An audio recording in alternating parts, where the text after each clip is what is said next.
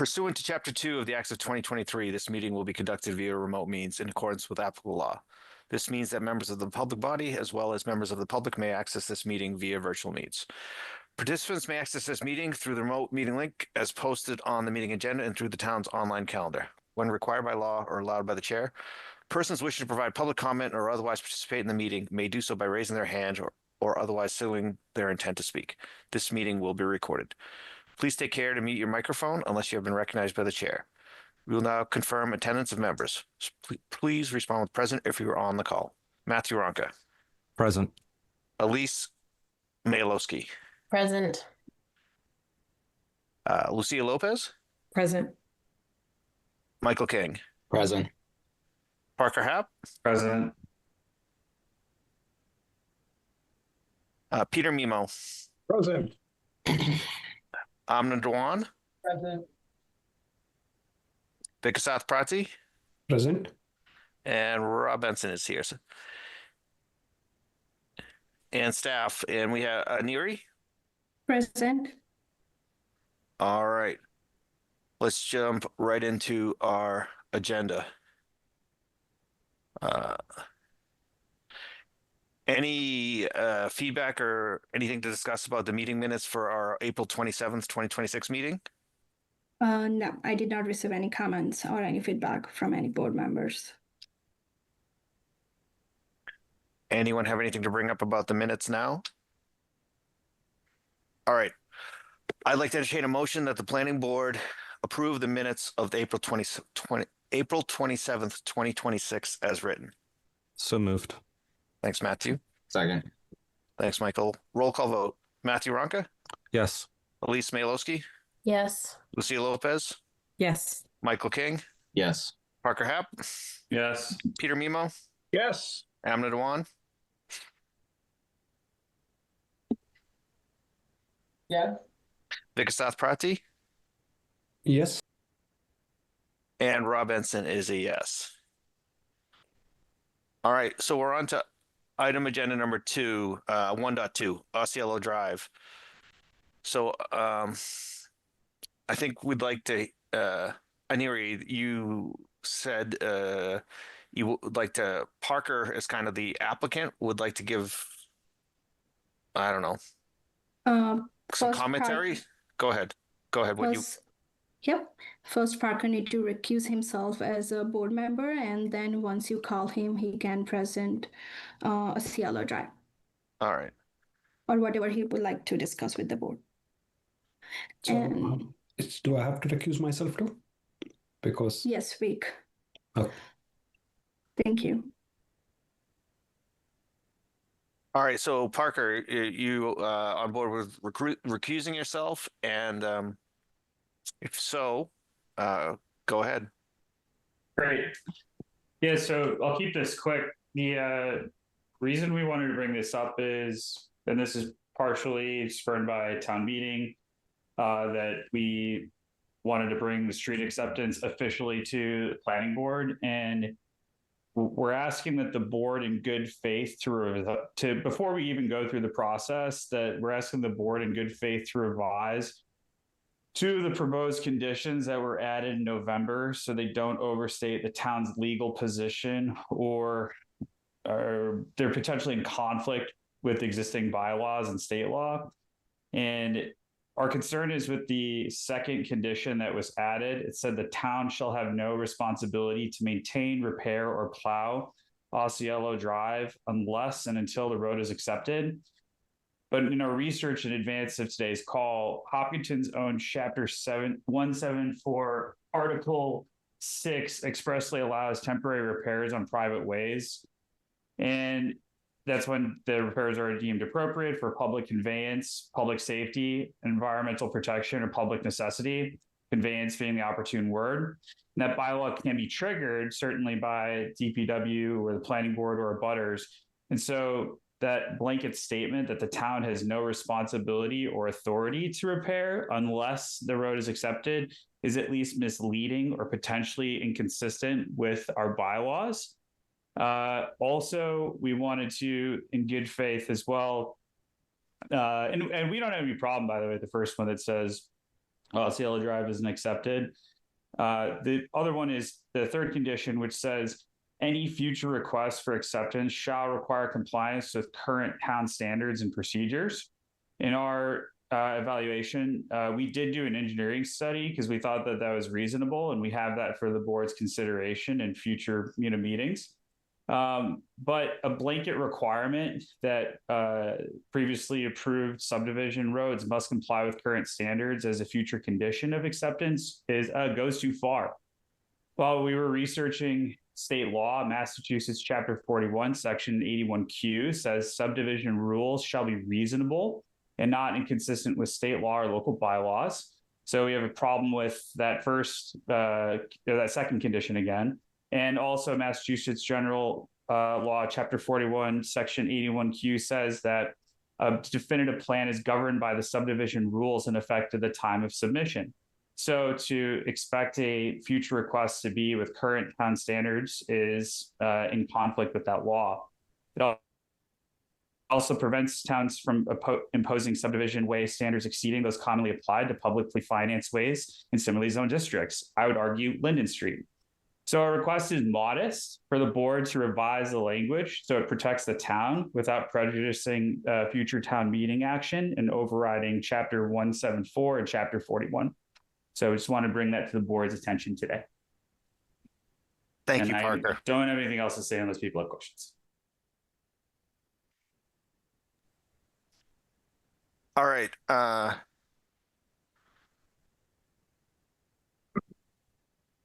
I don't think any of us have reviewed section 174 prior to this meeting. I didn't know what you were going to say, so I wasn't aware of that. I think I'm not sure what to say at this point. I guess I want to take a step back here for a minute. This has been before the planning board, the basically Osceola Drive, and there's similar streets in this kind of in this situation where they're considered private ways, but there's really no homeowners association governing governance. And in my opinion, it's kind of left the town, certain residents on streets like this in this bit of a quagmire situation where they are expected to really foot a bill that they didn't anticipate having. And I think we need to collectively, I would say collectively, meaning Hopkinton Town government, and what we could do specifically on the planning board, how we drive towards something that is reasonable and acceptable for the residents of Hopkinton as well as the residents of the street. Like the town meeting attendance was dwindling, and to get Osceola Drive accepted, it required 2/3 of vote, and we didn't. After the vote, a quorum was called. Quorum wasn't present, but the vote still stand because the vote happened before the quorum was called. But more people than less thought Osceola Drive should be accepted. So I don't think it's. I think we can do what Parker said. I think we need to review section 174 and probably get it on another meeting agenda, because I don't think it makes sense to review that here in real time and consider that in real time, unless you think differently. But I think we need to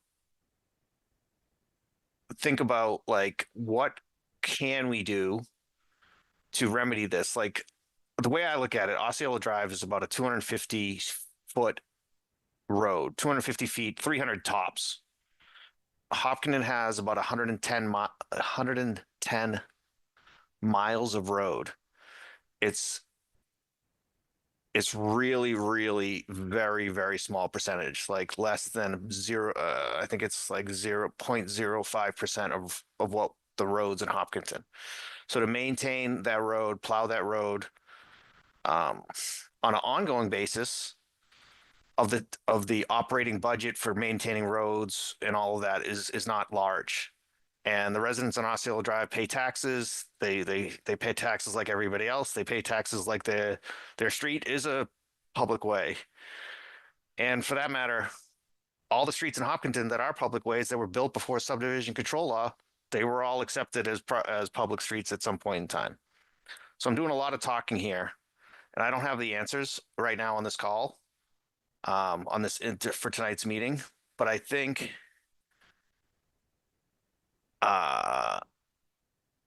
there should be some.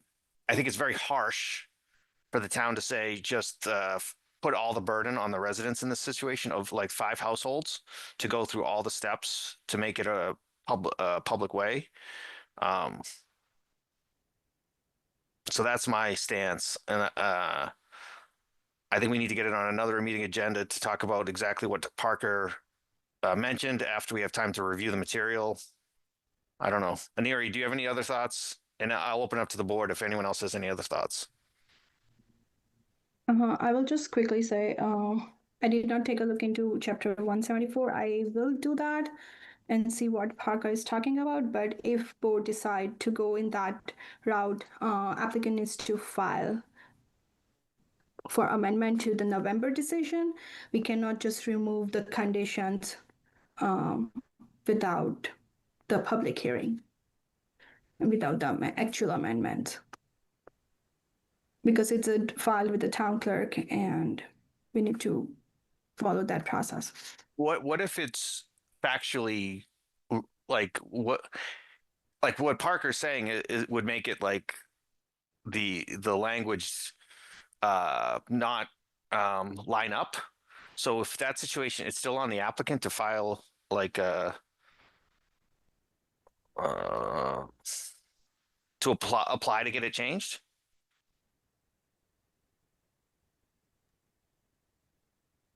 Basic, so the condition basically says the town of Hopkinton shall have no responsibility to maintain, repair, or plow Osceola Drive unless and until the road is formally accepted by town meeting, and board voted on this conditions at that time back in December. So even with the little change, it's gonna change the meaning, and we need to do the public hearing if I'm not wrong. No, the And public, the amendments as well. So it's like applicant needs to file requesting that we do amendment to this decision and modify the conditions. all right, can we, as an outcome of this discussion today, can we put it on a follow-on meetings agenda? Can we get section 174 disseminated to the board? Can you review that? And can you provide any information to Parker if he needs to apply, or if we need to hold a public hearing? I would recommend if it's really not in compliance, like the 2 sections don't comply with each other, like I don't think we would make it should make the applicant pay any fees to get on any agenda or anything like that. So that's my take. I don't know. Anyone's welcome to, on the board is welcome to provide their opinion. Oh, good. Through the chair. Peter, go ahead. I'm just a little bit confused. What is the precise process that is being requested of the planning board? And if I think I understood a little bit of what Aneri had said, but I'm a little bit confused what precisely it is. It sounds like we'd be asked to change, have to go through a public hearing again and change some of the language that's present, that's presently existing. Is that the gist of it, or are there any other steps that we're missing? Or I think number one is there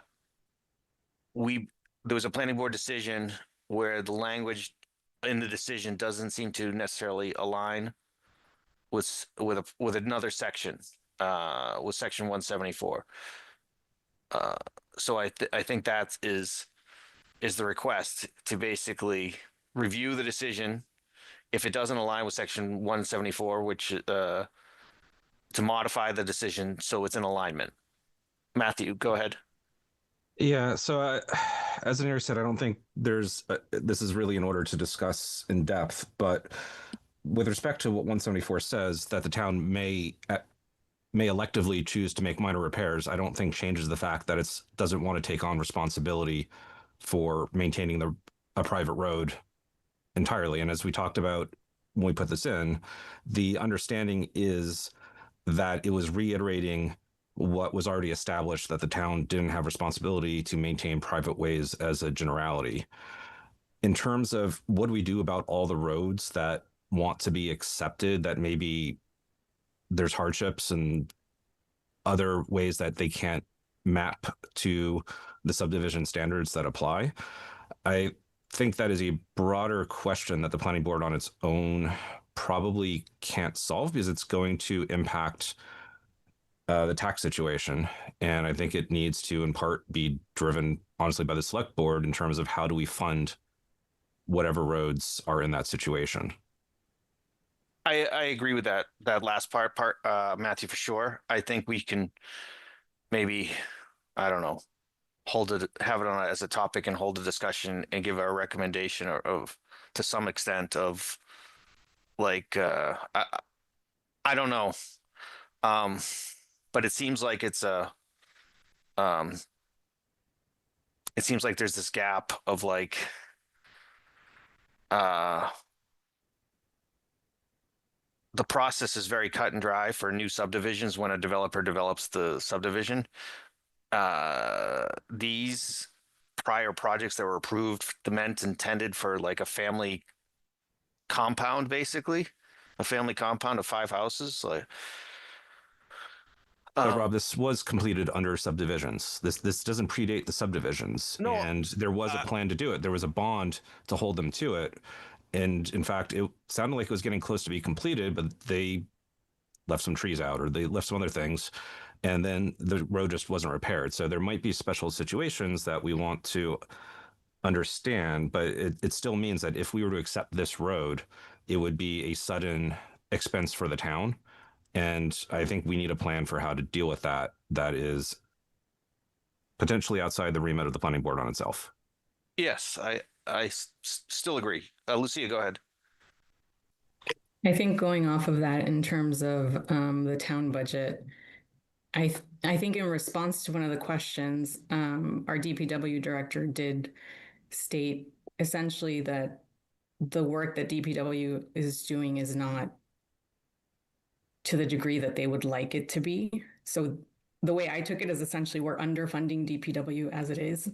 And so I think it is important to bring in probably the select board in terms of budget, the DPW director in terms of budget, because what we heard at town meeting was that the budget's only going to get more difficult. And so I understand, like, I think it would be great to help all of the residents on private roads who, get this sort of surprise. But I also think that right now we're in a difficult situation, and this is a broader conversation than just at the planning board level. Thanks, Lucia. All right, Parker, talking as a private citizen, go ahead.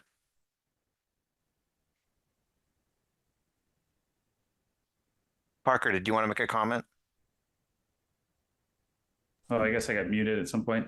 Yeah, so just to be clear, Matt, I thought I texted you these documents, but I have a report that the subdivision was completed with the planting and to the specifications of the town. I was able to unearth from Permature Corporation their files from 1994. I was 5 years old at the time, and in it was a letter sent to the town on the then Attention Hayward Street development that planting was done conforming as closely as possible to the specifications outlined in the DEP report dated July 12, 1993. And that the retention pond was planted with approximately 200 of each of the following species: woolgrass, burrweed, and cattails on the deeper end. In addition to 20 maple, 20 highbush blueberry, and 20 swamp azalea. So it was filled all the way and completed to all specifications required. That said, I was wondering if we could maybe bleed into agenda item 1.3 so I could rejoin, because I got some couple thoughts since we're bleeding into select board discussion. All right, I think but to close this out, I think the next step is just to review.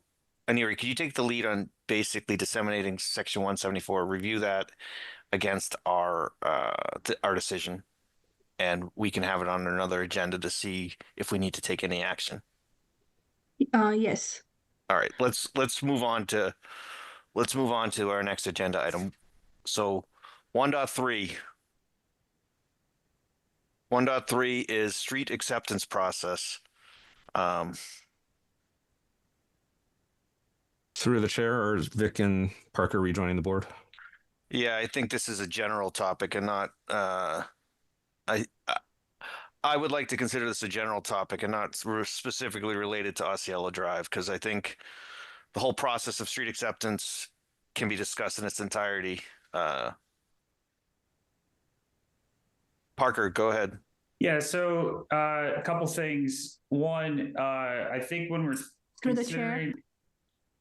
Sorry to interrupt. Parker and Vic, can you just announce that you are joining as member again for the record? Sure, Neri. For the record, I'm joining the board back. Me too. Thank you. Yeah, so I have in possession the entire street list of the town of Hopkinton, and I think we have to be really careful about how we are thinking about private roads versus, because not all private roads are built the same.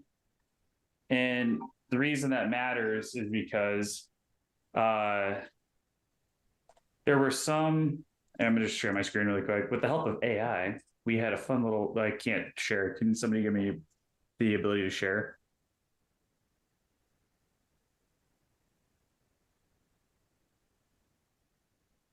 So I think we have to be thinking about weighing risk for the town. So that's perfectly articulated by looking at a couple different buckets of risk. And they are, when Robbie, you were going into modern subdivisions versus ancient or legacy roads. So modern subdivisions were, grading and looking at by active developers who are driving the project, have capital, budgets, and developers sometimes, as in the case of like Osceola or maybe even, Linden Street, the developer has been deceased for decades or just gone. Two is question on HOAs. So we now have in our bylaws written the ability to essentially, have HOA as a requirement for that as a mechanism to collect funds. But in the instance of when like Osceola was funded or founded, for example, you had no HOAs. Or like with Keeby Lane, for example, Keeby was ostensibly a verbal contract between the then DPW director to replow and regrade the road, or repave and regrade the road, and then they continued to manage it until the services were suspended. So I think it's important to realize that there's like it's tough to look at how to historically kind of bucket everything into one or have one blanket policy. I think what we should be doing is looking at the risk to the town from a evaluation perspective, and that is what it is that the town is taking on. That's why I said earlier, I think it's good that we potentially have an engineering study of some sort. I don't think it's a huge barrier to entry. We were able to do an engineering study for about $3,000 with the engineer. And then at least with that kind of estimate, the town can, basically be able to look and see like what they're taking on. I think that we also have to look at too, what is the difference between like a, family road versus a road that was met or built to the standards of the time, because there are they're driveways basically that are still quote unquote private roads. And so it's trying to figure out like, what is it that we are going to look at as terms of a measuring stick in terms of how close it conforms to the, current standards. And then I think like the bridge that we're trying to gap here is because some people might be quick to say like, well, why don't we just adopt 6C and advocate with the select board to do that? And that doesn't fix the maintenance problem, which is, if you're not familiar with 6C, it allows for public funds for private roads. So that gets us only about halfway to then realize that like, well, there's issues with liability. For example, what if there's a public contractor, like the town doesn't technically plow Lake Maspinock here, Riverside does, the service on South Street. And so what if like a Riverside driver breaks a plow and now the company wants to hold somebody liable for that, damage and, needing to be repaired? Well, who are you going to go after? The private road or the person you have the contract with the town? So I think it's like really important as we're, continuing to, think of this, what is the outcome that we're trying to achieve? It's, restore services for roads like Echo Brook Lane, which I talked to a resident today that her parents live on, and they had plowing services for 30 years, like Keeby Lane, where they were pulled, like Laurel Avenue, like us. And meanwhile, in the evaluation of the town in the past, there was a sudden stop of plowing for Osceola, but it continued for Linden Street. So I think the important thing to realize then is like, well, what is it that the town is taking on? And if you actually like boil these roads down to how many miles there are, it's less than about 3 miles of pavement of roads that don't have HOAs. But receive these services for 30 plus years. This is a really narrow problem that we're trying to solve. And I see Matt has a question. Go ahead. Oh, Matt, go ahead. Waiting till the end. I'm a little confused if we're talking about Osceola or street acceptance process in general, but assuming the latter. I'm talking about street acceptance process, but what else? There's a lot of we have engineering studies, et cetera. And I know Osceola as an applicant, one of the things we had asked was for engineering study so we could actually evaluate the cost to the town and talk about budgeting. And I think that, again, coming back to what Lucida said, right, there's a whole budget concern with the process that we need to understand. How do we start taking care of roads that we want to take on? How do we bring them up to code? Part of that is understanding the cost and risk of the town. And so I think that is a fair point. I also, going back to your diagram where I raised my hand with the ancient roads versus subdivision, again, I believe there are multiple processes, and I defer to principal planner, multiple processes for accepting ancient roads versus subdivision. The ones that we've talked about recently, such as Osceola, were under the subdivision guidelines. And so it's held to those terms. So we didn't accept the ancient roads, Matt. So there was a letter dating back to October 17th of 2014. It was drafted by Norm at the time. And he had said that we should look at a street acceptance path at the 2015 annual town meeting in order to accept public ways, which were regardless of their present condition, they would still continue to be plowed in the meantime, referring to ancient roads.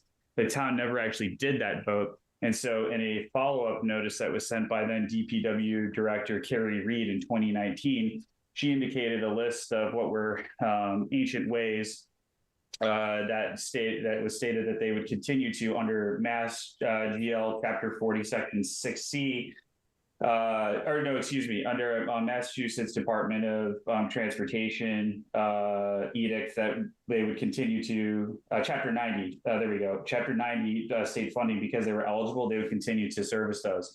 And she listed of those roads that are ancient ways like Maple or Nebraska, A Street, B Street, C Street.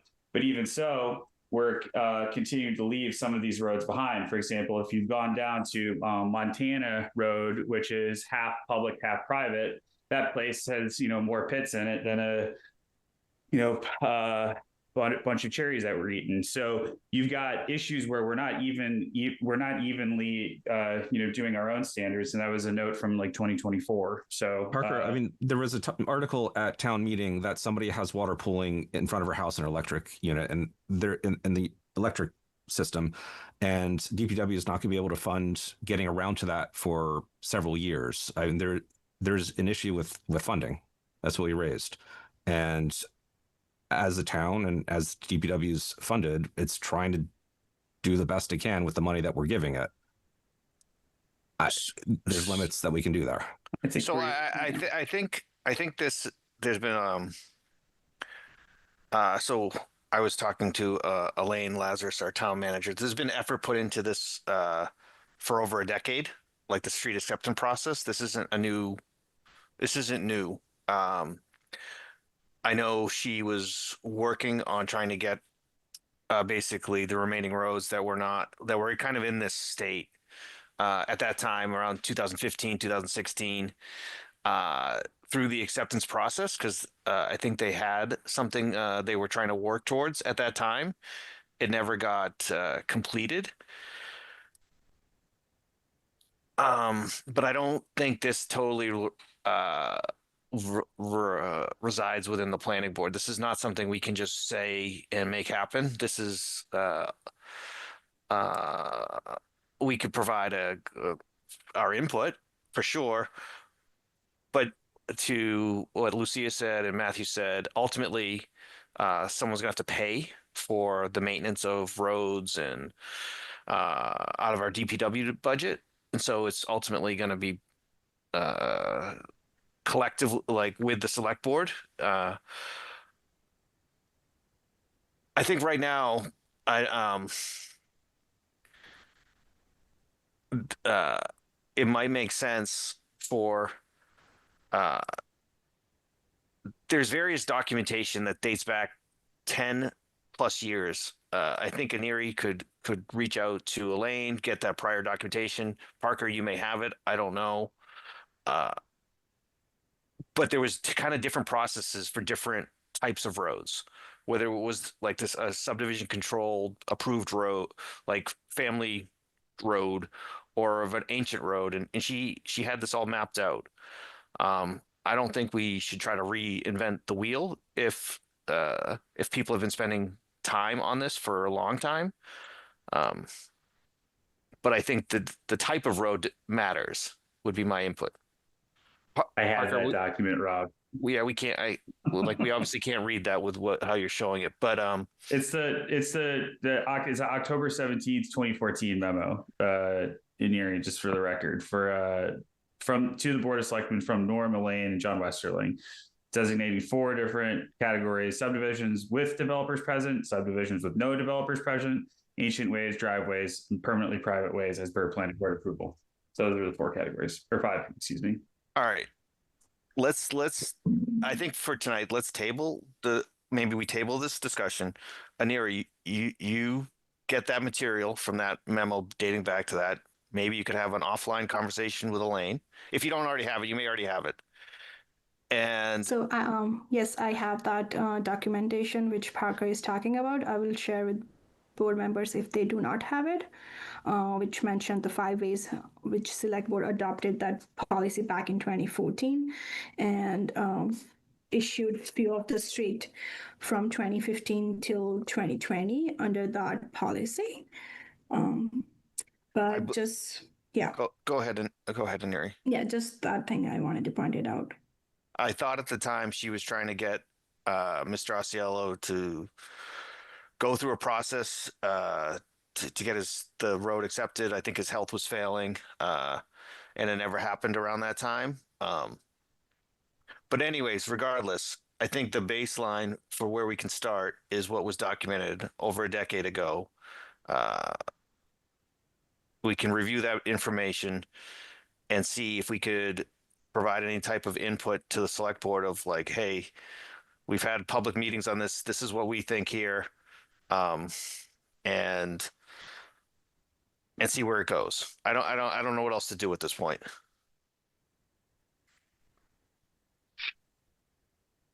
All right, if everybody's good with that topic, I'm ready to move on to agenda number 1.4, connectivity and sidewalks discussion.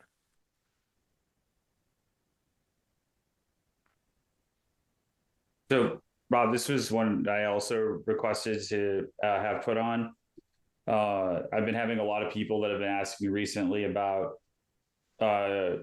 because we've got this fantastic masthead project in the center of town with Charleswood that's coming to fruition, is going to connect. What's so funny?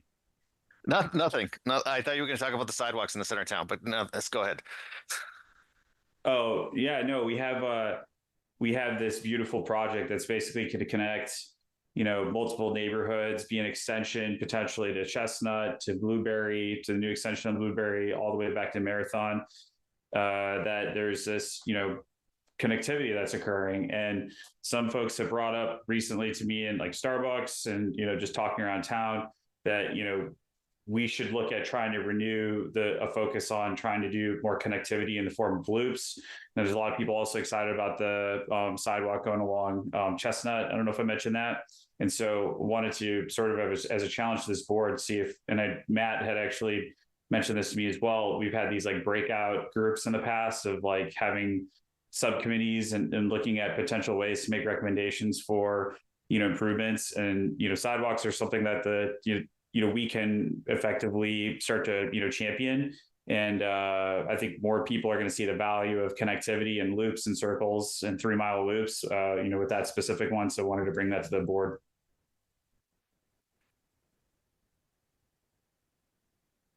You're on mute.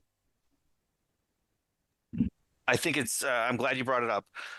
I don't remember the exact year I think part of that study was it 2022 was resulted in getting the necessary funding to build the sidewalk on Chestnut Street. And now you can see it's 2026 that the sidewalk is actually under construction. So it's not a quick process. And sometimes it could take years, many years, several years to get these things to happen. But I think sidewalk connectivity is important. Like there's still large swaths of Hopkinton where there's no sidewalks. There's obviously a lot of scenic roads. Did you have any recommendation of what you think should be the next step? Matt raised his hand. You can go ahead. Matthew, go ahead.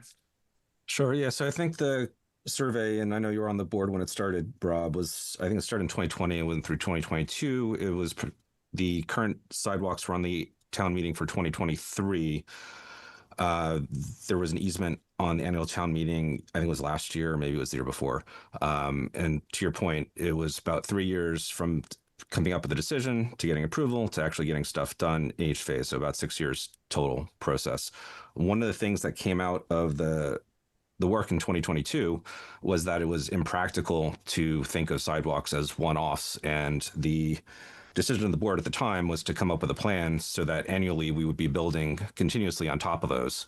And so there was one track of work that we wanted to do with that, but there's also the elephant that in the room, as it kept being quoted, of trying to connect the two parts of the town across 495. And there was a attempt to work with DPW on that because we realized there's trails connectivity on one side, building loops in town, and DPW had its own plan for sidewalks. And we wanted to coordinate across all three groups to make sure that we were aligned with what they were planning to basically work together rather than just kind of ad hoc putting sidewalks or building trails that were disconnected. The idea being that connectivity, building a network of connectivity was much more powerful than a lot of isolated islands of sidewalks. In particular, with crossing 495, John Westerly was the DPW head at the time, had raised the point of potential mass funding at state level funding at the time that could actually make that feasible. I think that's a little less likely given the time that's elapsed, but there's still a lot of state level funding that could be available for biking infrastructure, be one, but sidewalks and connectivity. And the survey results at the time had wanted to focus on basically safety, with a lot of people actually saying they were willing to walk more than a mile to school if there were safe sidewalks. And with all the schools kind of being focused in one area now, it gives us one area to continue to build on. I totally agree. When 495 was built, it basically made Lake Maspinock not easily accessible from the eastern part of town. There used to be Hayward Street used to go and continue all the way to Lumber Street, and people used to be able people would be able to go on Hayward Street all the way from Lumber Street, and the town, like back in those I wasn't alive, but people would be able to access Lake Maspinock via that route. And obviously that went away when 495 was built, and there's been nothing that's really remedied that since then. So I'm all in favor. I just if we want to form a subcommittee to basically actively work on this, that's great. I'm open to any suggestions. Parker, go ahead. Yeah, I think the thing Matt said that my ear grabbed to most, a couple things. One, having that kind of expectation where we have the plan, do a subcommittee, have a plan in place, and we're essentially priming, then town meeting every year, say like, hey, these are the connected loops, and almost think of it like a bullseye where we work with, at the specific points of interest, like Matt identify the schools, and then continue to work out in creating these adjoined rings, that in and of itself would create, these webs of infrastructure that are overlapping, which I think would be highly valuable. But to his point too, pie in the sky thing, man, boy, if we could do that connection between Price Chopper and Windsor Apartments, that's where our 40B communities are and community is. And some folks I've seen anecdotally walking along there, and I think what a, death race that is to go along 495. And if we can give a better connectivity for some of, Hopkinton's most disadvantaged, I think that'd be phenomenal. And if we could work towards that'd be huge, but certainly thinking of that bullseye and working out backwards within some subcommittee, would love to be part of that.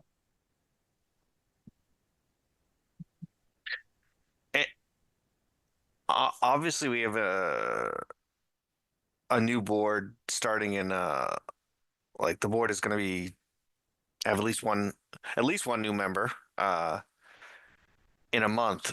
Do we want to try to form a subcommittee now, or do we want to wait that month? Or Elise, go ahead. Thanks. I just wanted to say, when we're thinking about the sidewalks and the connectivity, I liked what Matt said about working together with the other groups in town.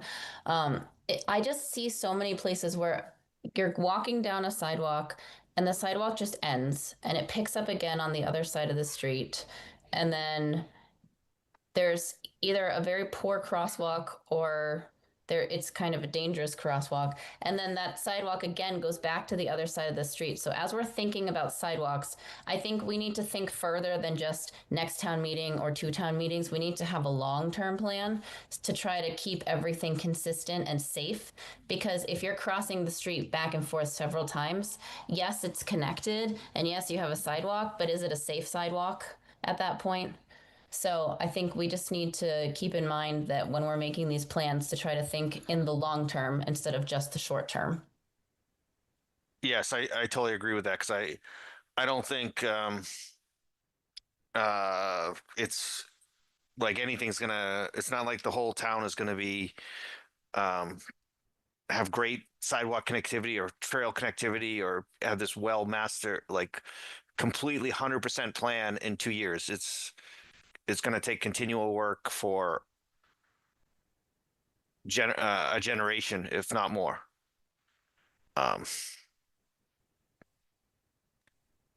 So I'm open to any suggestions. If we want to try to form a subcommittee now, if we want to wait a month, we can do either. Matthew, go ahead. Yeah, I don't know if there's a rush to do this week versus the next meeting. Hopefully everybody that's on the board at the next meeting is aware of this conversation and we're not starting from scratch, and people that are interested can volunteer to join at that point. I thank Parker for raising this. I know that, I think he raised this a year, the idea of walking a year ago, and we've raised it a few times throughout. So this is really exciting to have this moving again. As Elise said, this is not a fast process, and especially with the budget where it is, I don't know that there's a lot that we could, even if we had ideas at the next town meeting, that we'd get on right away. But having those stages of connectivity is going to be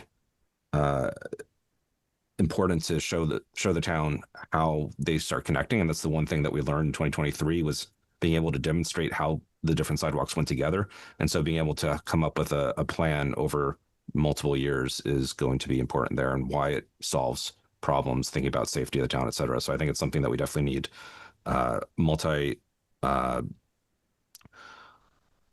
input from multiple parts of the town to understand and build out a plan. But I think we can wait till the board is re-empaneled.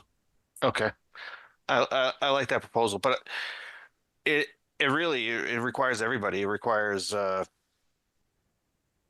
all the different groups that think about this, the trails groups, obviously us on the planning board, I may be missing other groups that think about So one of this. the things that took into mind was public safety and where there's Yep. been issues. So Yep.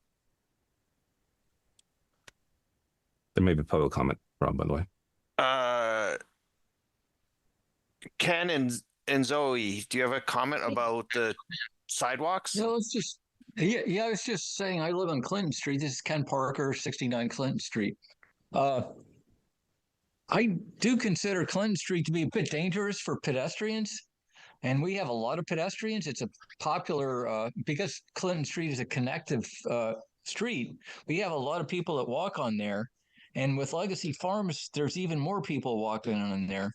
Now, I've thought that maybe you guys can make an effort to get homeowners like us to just plain make it easier for people to walk along the side of the street. So where I am is that my house is at the top of a little hill, and because of that, people that are on the street are not visible to drivers.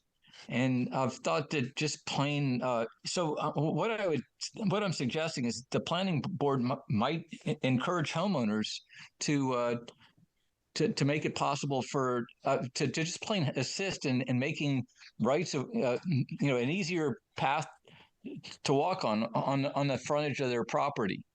And another place is further down Clinton Street, beyond.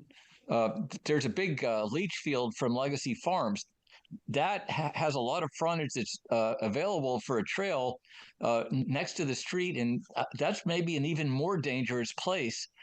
So I drive that all the time, and there's often people walking on the street there.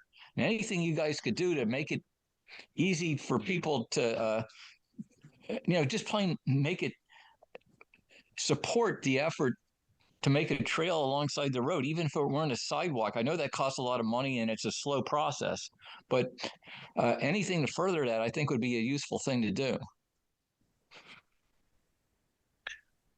Thank you very much. Chair. Go ahead. If I'm gonna start, can you guys hear me okay? You're a little low, but yes, I can hear you. Sorry. So I agree with everything everybody said, all for sidewalks, but we just had a big discussion about street acceptance and budgeting. So I'm all for connectivity, but I think as we do it, we also have to think about the budget and maintaining these sidewalks and keeping them safe with snow and ice.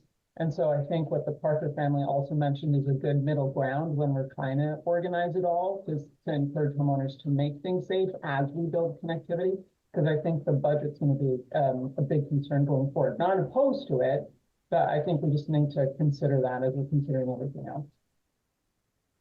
Thanks. I agree.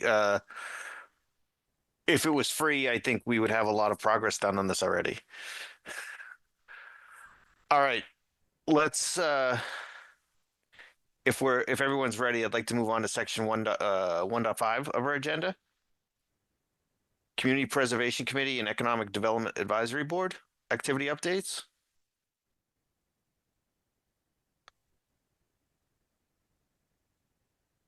Parker, did you ask? I think you asked for this to be on the agenda as well. Could we table that? Because there's actually a meeting coming up. We had our last one missed, so if we could table that, that'd be great. I'm okay with that unless anybody on the board had anything pressing to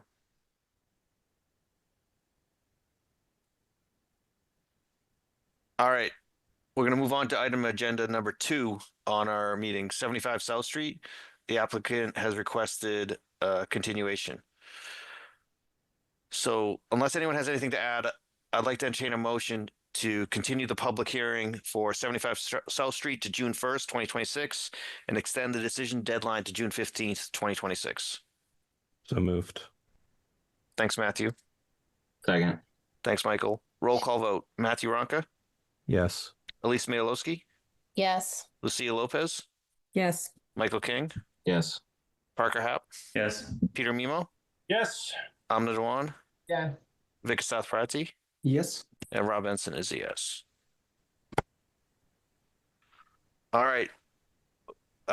Moving on to agenda items number 3 and 4. We've been talking about this, these items as one. So let me bear with me. Aneri, did you want to give any update on 82 Clinton Street? Sure. As I mentioned in the email, there was a couple of discussion we had last week. I mean, in the last meeting regarding the process. I hope my email answered the few of the general zoning process, how we can review and what are the section board needs to review for this particular application and in general application in terms of historical structure or common driveway. If any board member do have any questions regarding that, I'm happy to answer. But we received a few documentation, updated plans from applicant and the revised email on the comments of the tie-in bond. We also received the Maintenance Association commitment agreement. That is not, I will say, ready to go further. It's just a basic draft. If I'm not wrong, applicant sent us, but he actually need to draft the actual one, the agreement, but that he needs to submit to building department and us after the planning board issue the special permit. We have Jean from Ty and Bond tonight on the call.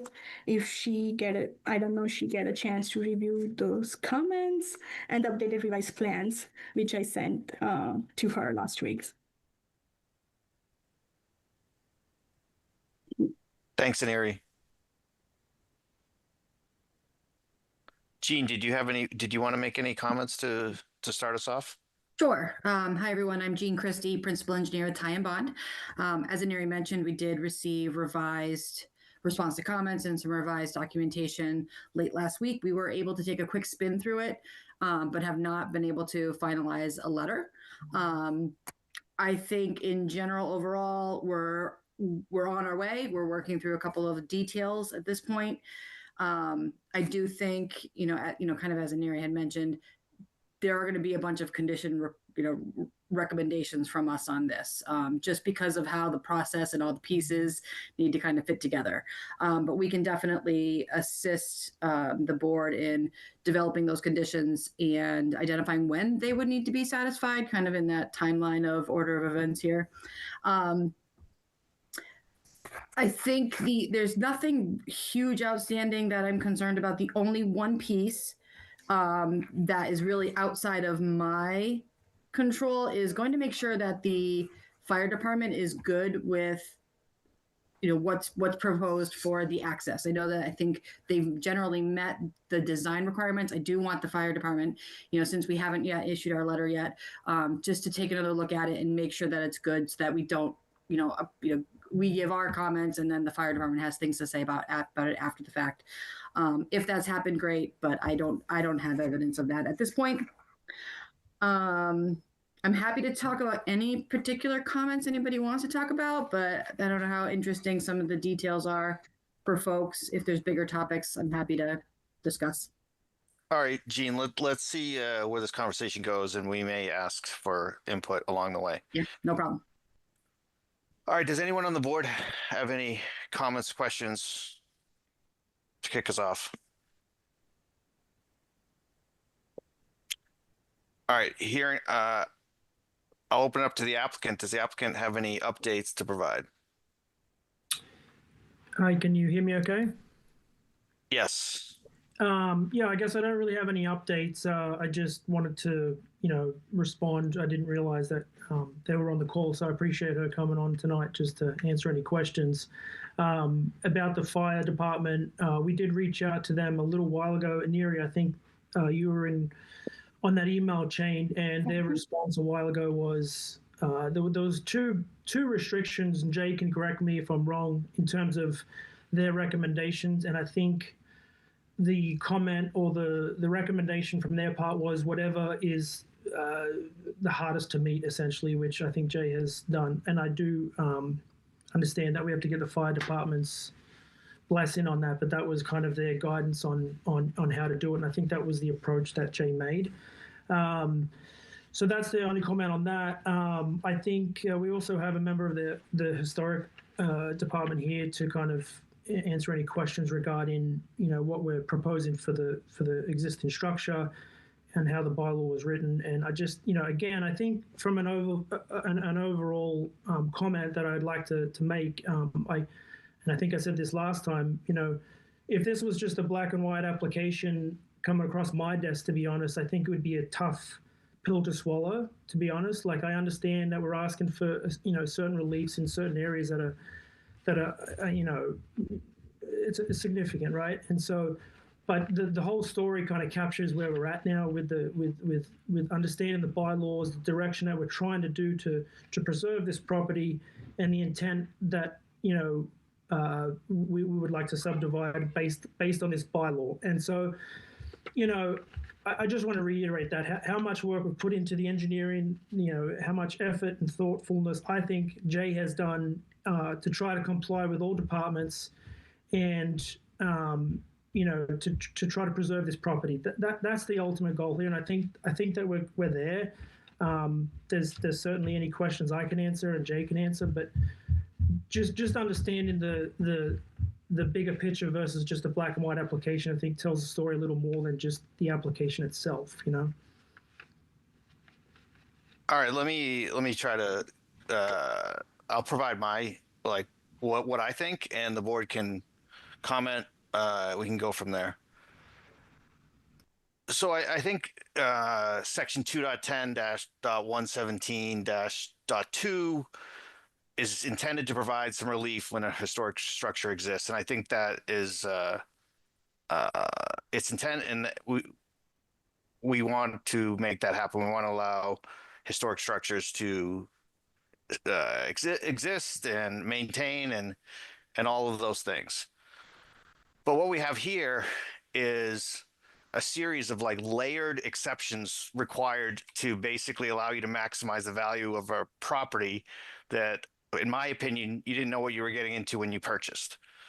You went to the zoning board of appeals, you got an approval to get 0 lot frontage. Now you're looking for a special permit for a common driveway and a waiver for street frontage. It's this stacking of exceptions, which, if I go back to 210.117.2, item 3 in that, it says specifically, the planning board finds that the proposed lot is harmony with the general purpose and intent of this chapter. The chapter is 210.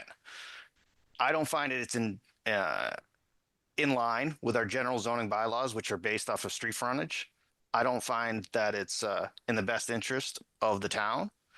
So I'm not supportive of it, but I'm happy to hear anyone else's opinions. And I think there's something that is kind of, in my mind, relevant. And I don't think anyone on the board, I don't think our principal planner I don't think we can identify prior examples where 210.117.2 was used in combination with frontage relief, in combination with common driveway request, and a buildable rear lot with 0 street frontage. All of those stacked together just make it, this doesn't pass the reasonable test. So that's where I'm at. Matthew, go ahead. Thanks. I was wondering, so one of the comments that was made by the public in the past was that the proposed house that's currently on the proposed for the historic foundation wasn't suitable for the foundation. I'm curious what the historical commission's take on the proposed plans are.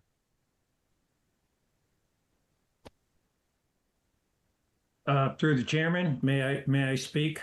Would you like to respond to the question, or Certainly, no, certainly. I can respond to the specific question that Mr. Wonka mentioned. My name is Mike Rowan. I'm chairman of the Hockington Historical Commission. I believe that the existing structure is a historically significant structure. It is not, or does not, meet current construction standards. The foundation is of moderate field stone and miscellaneous materials. It's a hybrid. There's a small addition. All of this is very consistent with my house and a lot of other houses in this town. So I have no qualms at all as an architect saying that that house can be restored. And the significance of this legislation, this bylaw, is not only preserving the historic legacy of the town, it's in general, a lot of these houses are of modest size and modest means and can be restored for a modest amount of money. And I think this is a perfect example. And to the chairman, you wanted to know where else this has been used. I would like to, on a sidebar, either walk with you, show you on Hayden Rose Street, where there are two houses behind a historic home that use this, and they have no street frontage, a common driveway. We've used this in several locations. So you are not establishing a precedent. I promise you that. This is consistent with other uses of this bylaw in town. And I strongly encourage you to think about the big picture here. Frontage, doing things for frontage, that's fine. That's a very prescriptive requirement. Look at the holistic benefit that we will get by preserving historic structures of modest sizes. This will allow more affordability. Mr. Stone could wait 2 years and tear down this historic structure and build a McMansion and probably make as much, if not more money. But he's doing two structures, keeping one that has historical integrity. I really ask the planning board to open their eyes and look at this in terms of the overall holistic value of this bylaw and the use of this bylaw in this instance. And I'll stop talking.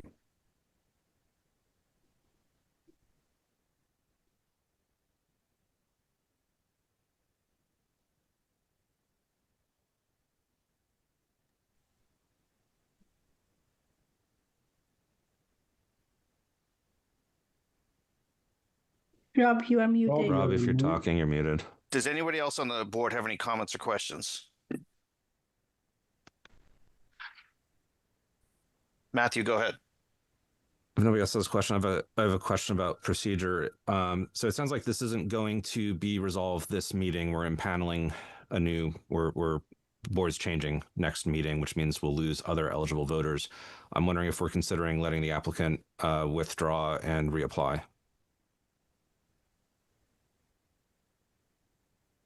Is that something the applicant would be interested in? I guess I wasn't aware of the change of the board. So I am not eligible to get a vote and a decision tonight. Is that correct? We don't have enough information of or draft conditions that would be required to make this something we could vote on. What further information would we need? I think Jean Christie from Ty and Bond said they were working on the response and a formal draft letter with stated conditions that would be required for this project. I thought that I heard it as being if she was willing to give conditions upon approval. Is that not correct? That is not correct. So, okay. So I have a question. My name's Jay Thrasher with Robial Water, the engineer on this project. Gene, are there any? I don't know if I was reading between the lines here, but what I was understanding that there's nothing that's being presented that's outside of the design constraints. There's just possibly some question for additional detail, but nothing we're presenting is proposed outside of the bylaws and the regulations. Specifically, I guess I'm thinking about the driveway that taking into consideration the zoning bylaws, the fire department, and DPW. I've designed to the most stringent of all those departments, and you're just asking for a blessing from the fire department. Is that something that would hold up your review? My review is it's a few different layers here. There is a number of items that I will recommend a condition of approval, and when that condition needs to be met by for a number of those items. There's like the regulation side of things, and there's the general engineering practice side of things. So regulation wise, I think we're good, and we can provide recommendations for conditions, but we haven't finalized that review yet. You know, we got it Thursday. It's now Monday evening. We can't turn things around that quickly. Especially something where we're recommending binding requirements or binding conditions in a decision. As far as the engineering wise of driveway components and things like that, we probably have some recommendations. As far as what the detail is, I mean, that stuff can also be conditioned of an approval. But again, don't have all that detail tonight to do so. I think the fire department concern that we had is really up to the board at this point. If that is a fact that the fire department did say, as long as you're meeting the most stringent requirements in terms of geometry and layout, and the board is comfortable not sending anything back to the fire department to double check things, you know, I'm probably fine as well. So I think that, you know, that one can probably go away, but I think there's definitely, you know, I'm not comfortable tonight saying we're good to go because I haven't finalized my review of it. Okay, so I'm hearing recommendations is probably what we would see come through, but no big red flags on the design in terms of meeting the design requirements. Correct. But, you know, in addition, if the board still does need my recommendations for those conditions to include in the decision. Thanks, Gene. Matthew. Thanks, Rob. I would feel more comfortable hearing from somebody more professionally of the fire department or someone else that the latest design would support the fire truck getting in. That would be my take on it, and out safely.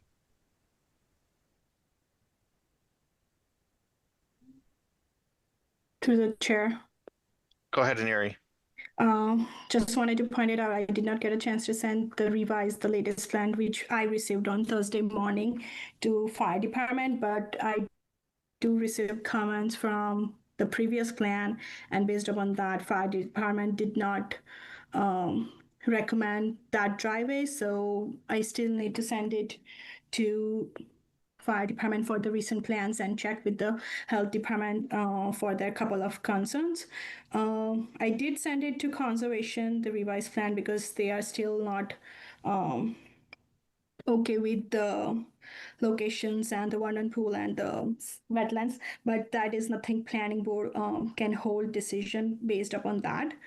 Conservation and health related stuff, but we do need to check regarding fire, and I can reach out to fire department for that. And that was the only reason I requested from applicant that we receive response a little bit earlier than just 2 days. I mean, the design, just for clarification, the design has not changed since the earlier revision. We just added more detail at the request of Ty and Bond. Okay, so Jay, I'm sure you were there in that email chain we received from fire department, Thomas, on April 7th on the plans, just to let you know. So, and I think I sent it to Aaron too as well, the comments. I'm not sure if he reached out to fire department separately, but that's the last email chain I have from fire. You had a response from the fire department saying that the driveway wouldn't work. Is that what you said? Yes, and we discussed this in April 6 meeting, if I'm not wrong. So yeah, since April 6th, it was changed. Right. The design was changed for the last meeting. Yeah. And then so since last meeting, the design hasn't changed. It's just updated to reflect Ty and Bond's comments. So it was, Okay. the design was updated to meet the fire department's requirements. That's when we took into consideration zoning. I had originally designed it per zoning bylaws, but then we took into account the fire department and the DPW requirements, teased out the most stringent of those 3 departments, and that new design was presented last meeting. And then we've updated that design with additional details for this meeting.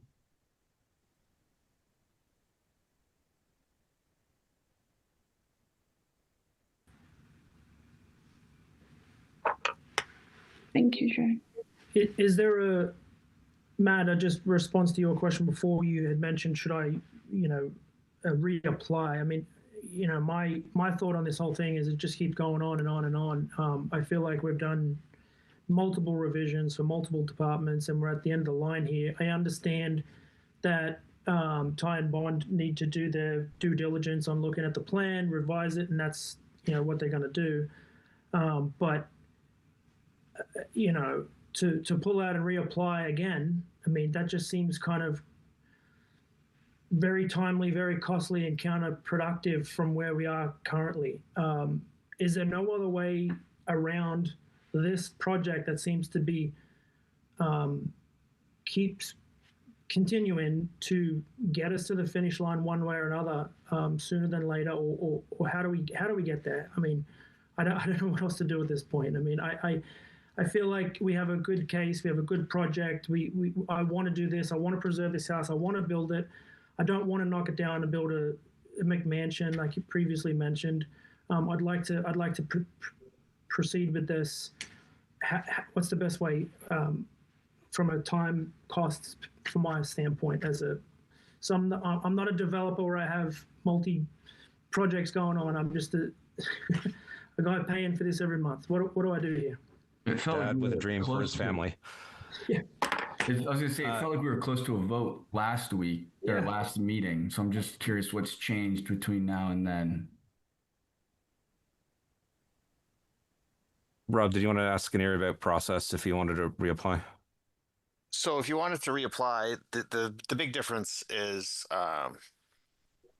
reapplying would make the members of the board all eligible. We'd have to go through a lot of the same there'd be some of the same discussion that would occur. But right now, one of the members of the board is not eligible. I think we have 8 eligible. And Aneri, they need how many yeses? 6? 6. So to the chair, you have 2 options, Aaron. You can withdraw tonight and reapply if you prefer that all the board members take a part in the voting. And if you are okay to take a risk, and it's up to the board member, if they are okay, you can continue tonight's hearing. And on June 1st hearing, we're going to have a new member. But only 7 members going to be eligible in voting, and you need 6 votes 6 years, basically. So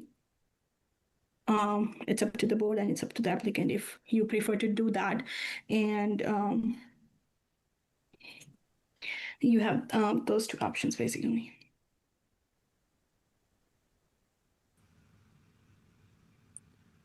Through the chair.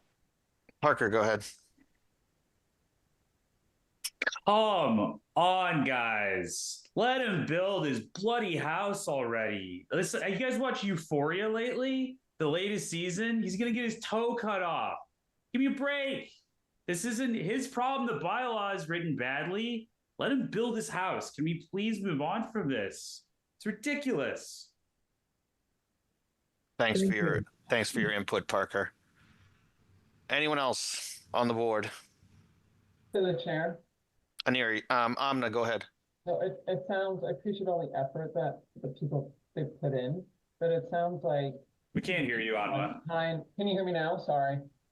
It's really quiet. Better. It's better. A bit better. Okay, I'll speak even louder. So I appreciate all the effort everybody's put in, but it sounds like we need more information from the fire department, and Neri needs more time to review things. Ty and Bond needs more time to review things. So I don't see how we can make a decision when key people for the town to help us make a right and safe decision are saying they need more time.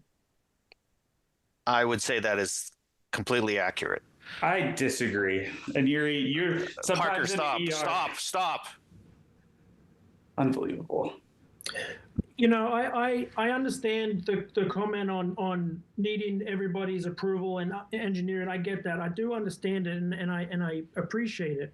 I just don't understand why we can't get a conditional approval and get a vote tonight saying, if I meet all of Ty and Bond's requirements and the fire department's requirements, we're going to give you approval, versus pulling out and applying again and going through this whole dog and pony show. Can we not just get that? Like, why do I have to pull out, reapply, go through the whole thing again? Can we just all agree, yes, it's going to go ahead if I meet 100% of Ty and Bond's requirements? That's all I really want to know. Can we not do that? Is that not allowed?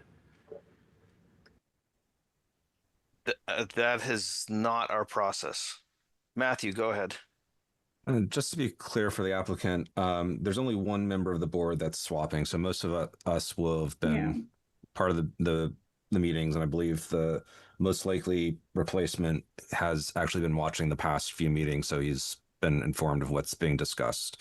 But reapplying would reopen people who aren't eligible to vote to participate in the meeting. It would involve initial presentation again, overview of the project, but we wouldn't be starting from scratch. We'd be starting from where we are right now with Ty and Bond already having been heavily involved. And I would defer to Neri for any other changes or differences. I don't know, for instance, if we'd waived the fee and all that process. I'd leave that to Neri to discuss. I have a question on the concern of Aaron is, at this point, to keep kicking the can down the road, to withdraw, reapply, we haven't heard from many of the other board members over these last months. Are we going to go through this process, hang it out till June, only to find out that this was never going to get approved to begin with? And we're just delaying the inevitable. So it would be helpful if some of the other members wanted to speak up and share their perspectives at this point, whether or not it's a project that they would consider approving based on what Aaron said that we're meeting. Again, I think from the conversation that just had with Gene, we're meeting the design requirements. It's a matter of recommendations that you guys may ask us to perform in the design side of things. But on a general level, if we can get some sort of consensus from the board that this is a feasible project or this is just not going to go anywhere, I think that would be really helpful for us and for Aaron to start thinking about tearing down the existing house and building a bigger house and just get that process going. All right. Chair? Go ahead, Peter. Thank you. The applicant sort of beat me to the punch. To share my perspective, I share Parker's perspective on this. Perhaps not the level of frustration, but I share his overall perspective on it. Well, perhaps if it's not our process to give a conditional vote, as the applicant is suggesting, we have in the past, have we not given straw poll suggestions? Have we not done that? Would that be of any? First of all, is that feasible for the board to do this evening, and would that be of any value to the applicant? And the straw poll, I suppose that I would suggest would be, provided that our engineer, all the conditions are met, would this be something that would the board would favor? Something along those lines, something to give this applicant the sense of security that they crave. All right, I think that's totally reasonable, Peter. Aniri, who's ineligible to vote? Lucia is not eligible to vote, and as per my experience and based upon the current discussion and the efforts applicant putting, I will suggest to after the straw poll, if applicant is okay to continue, then reapplying and redoing, because all the board members, as we mentioned, is going to be there on June 6th. We're going to have a new member, but based upon the straw results, I will suggest applicant to just continue and provide all the information, and we're going to have enough time frames so everybody going to review it and get their recommendations and approvals and feedback, basically. All right, so that's what I'd like to do is do it basically as a straw poll to get the sentiment of the board members. Mr. Chairman, could I just make one comment? Just regarding my earlier statement, if you have access to Google Earth, 112 Hayden Rose Street is a historic home that has 2 additional homes behind it without any street frontage. Those 2 homes were built as part of lots with historic structures, so there is precedent on this exact condition of building a second home without frontage. In this case, at 112 Hayden Rose Street, they built 2 houses behind the historic home. So there is this exact precedent of building a home, second home, on a historic lot without frontage. I don't know if that appeases your concern at all, but there certainly has been examples where the planning board has accepted some conditions that did not meet their requirements and accepted the lots with historic structures. And I'll shut up. I think every situation is unique. I think I'm guessing that's a different. I believe that's a different zoning district in town. This is already a non-conforming lot requesting a common driveway.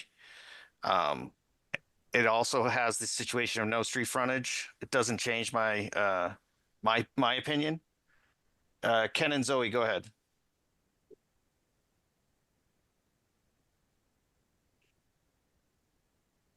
Ken Parker, would you like to make a public comment?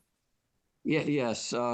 Sorry, my audio button was down. So this is Ken Parker, 69 Clinton Street. My question, I'm fine with preserving historical homes, and I understand that there's a lot of motivation to do that. But in my view, the plans here aren't really maintaining a historic home. So I don't know about the details of 112 Hayden Row, but the plans here are to pretty much retain possibly part of the basement. I'm not sure of the original structure, and to basically tear down all the walls, build another floor that's got 3 bedrooms on it with another bathroom on it, which is not the case now. So the whole roof and everything is changed. So yeah, nominally this might still be a historical home. Maybe they could put a plate on there saying 1790 or something, but it's not really a historical home anymore. It seems to me it's but I'll defer to the judgment of the Historical Society, but that's just my personal view.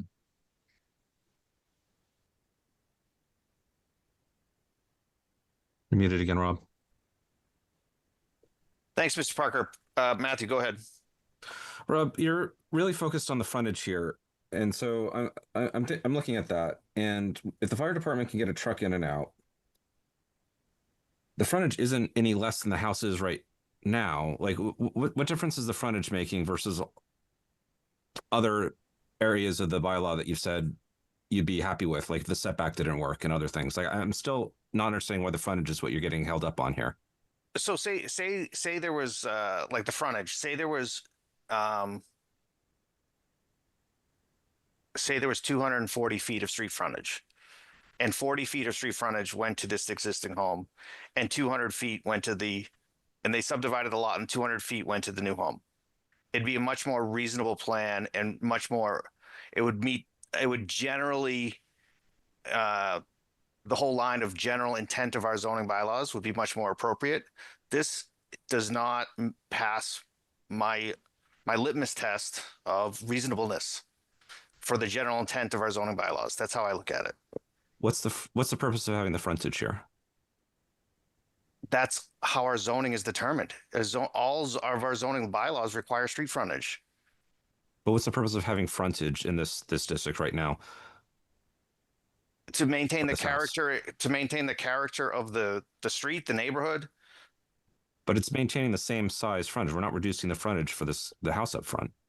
Well, yes, and now you're going to have a home 3 times the size of it behind a small, tiny home.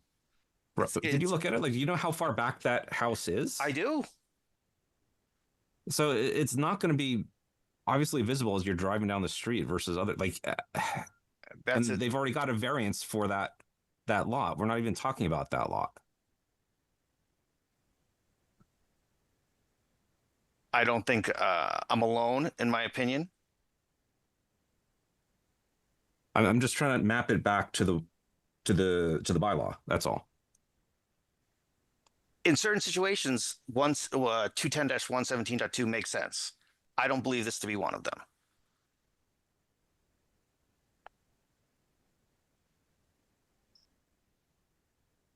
All right.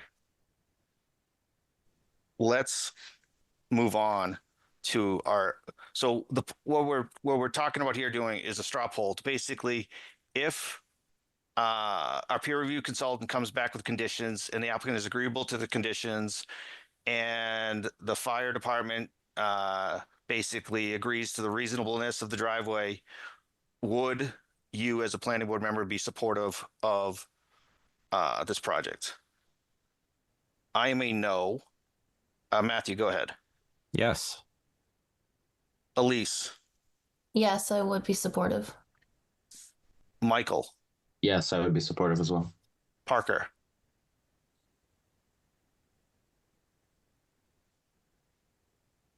I'm on mute. Yes, I absolutely unequivocally would love to fix this bylaw later on and not let this guy be completely damaged by the fact that we're prejudicing the project. All right, Peter. Yes, I would support it. All right, Amna. No, I would not support it. Vic. Yes. All right, 1, 2, 3, 4, 5, 6. So right now you got 6 yeses. And whose term is up at the end of this? After the after the election, Vic. Yes. So you'd have 5 yeses of existing board members, and you need 6. So it would depend on the new member of the board. Through the chair, he wouldn't be eligible. Unless you reapply, you'd have to reapply for him to be eligible. He would not be eligible to vote. He would not be eligible to vote, and Lucia would be eligible to vote too if you reapplied. Okay, so just to make it clear, I could pull out, reapply, and get 1 extra person, basically everybody eligible to vote, correct? You'd get two. So Lucia is on the board, but she missed 2 meetings, so she's not currently eligible. But if you reapply, she becomes eligible again. Or I could do a continuance, is that right? If you continue to the next meeting, there is no chance you would get approval because you would only have 5 yeses.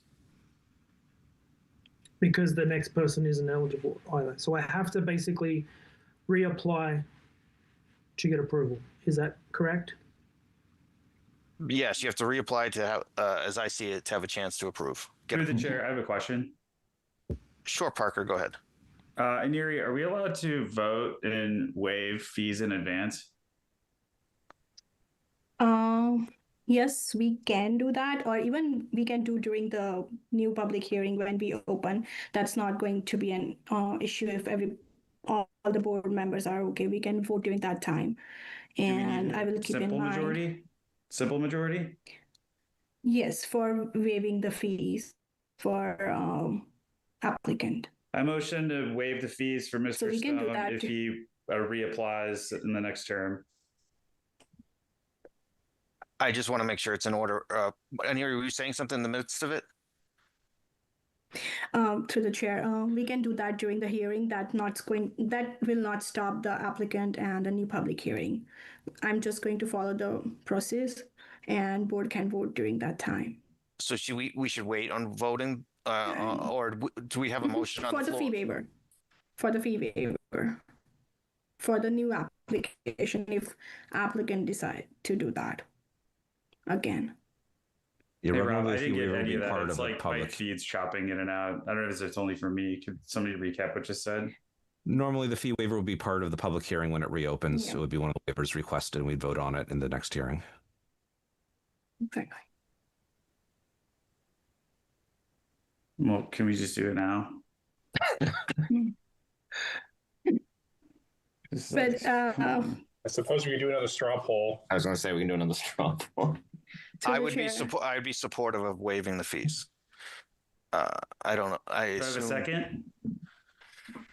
Oh, let's just go through quickly. Supportive of waiving the fees. Yes, for me, Matthew, Yes. Peter, Yes, sorry. Elise, Yes. Amna, Yeah.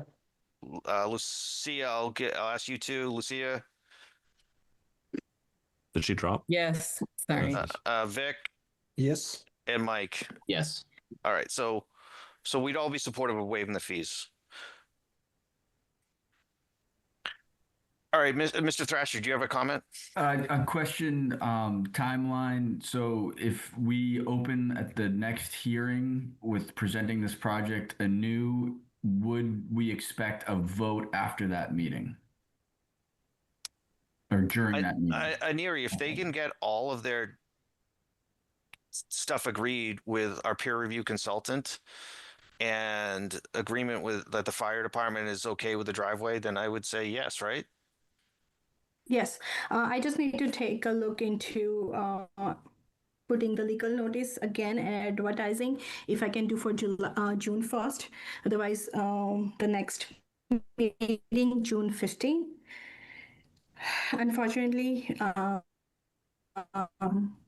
but in the June 15 meeting, yeah, sure, you're going to get your decision. And I also wanted to point it out for the board members. I think I mentioned in the email as well, and I will just rephrase.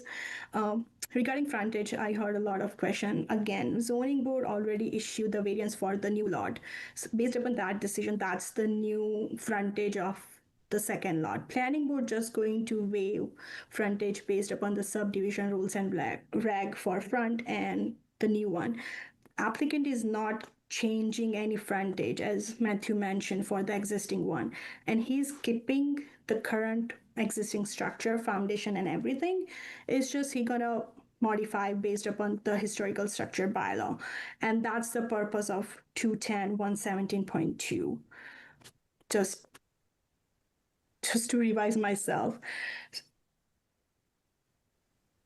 And the board needs to review frontage because of the A&R process. After this, applicant needs to file A&R, and we need a frontage for that purposes, and that's the reason it's applicant is filing frontage waiver under subdivision rules and reg.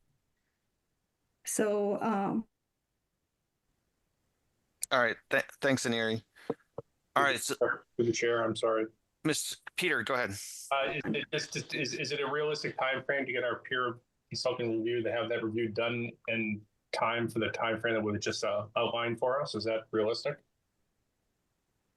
Absolutely. I think the best approach now is for me to speak directly with Jay and Aaron about the things that we might need changed so that we can get on a plan and then get that out to folks within the next 2 weeks. So I don't see that as any problem for us to have a final letter to the board by whatever the requirement is for the June 1st meeting.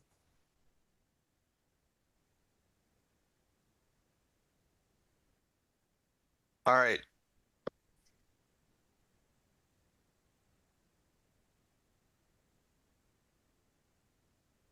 At this time, I'd like to entertain a motion to continue the public hearing. Are we continuing or?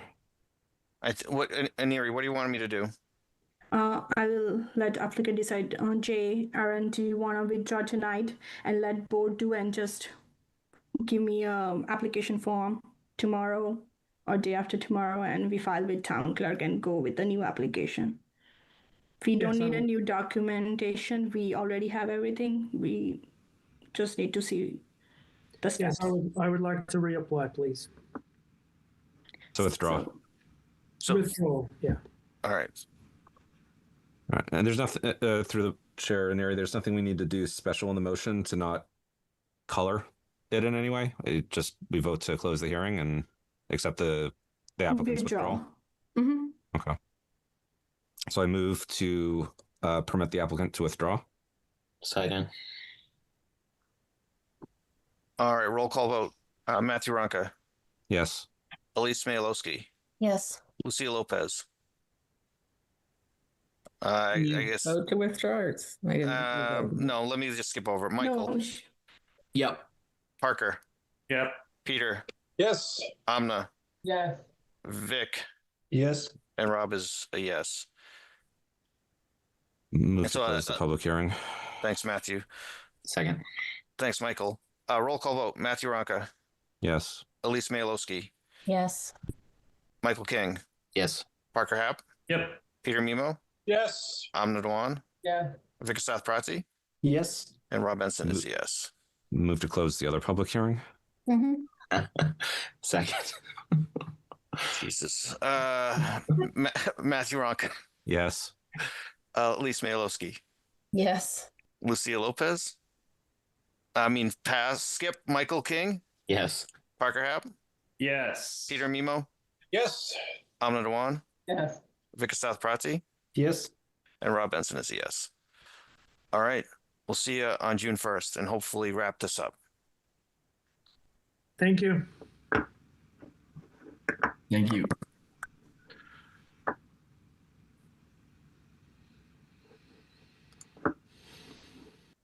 All right. At this time, I'd like to entertain a motion to close the public hearing. Adjourn for this evening. So moved. Second. Thanks. Matthew Ronka, Yes. Elise Smayalowski, Yes. Lucia Lopez, Yes. Michael King, Yes. Parker Happ, Yes. Peter Mimo, Yes. Amna Dewan, Yes. Vic South Prati, Yes. and Rob Benson is yes. All right. Thanks, everybody.